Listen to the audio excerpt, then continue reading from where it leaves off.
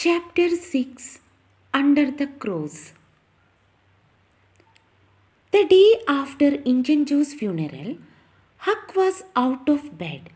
He and Tom walked slowly out of the village.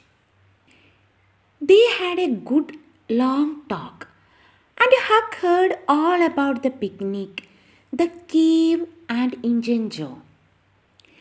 "We are never going to find the money now," said Huck. "Huck," said Tom, "the money is not in St. Petersburg. It is in the cave." "I know it is." "Why was Injun Joe in the cave?"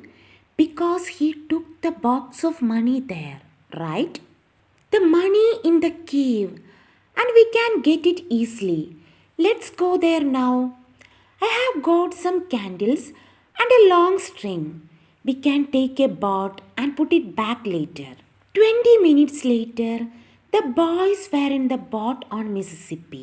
They went 8 miles down the river, and then Tom stopped by some small trees. "Here we are," he said.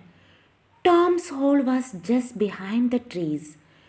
Tom took a candle and climbed in.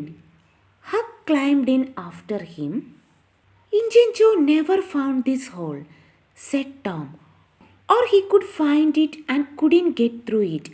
It's very small." The boys went carefully through the tunnel with their string. Then Tom stopped. "I saw Injun Joe about here," he said. "And look, Huck, there is the cross." There was a big smoke cross on the tunnel wall. The boys looked up and down the tunnel, but there was no box of money. "Injun Joe said under the cross," said Tom. "Perhaps it's under the ground. Look, we can move these stones."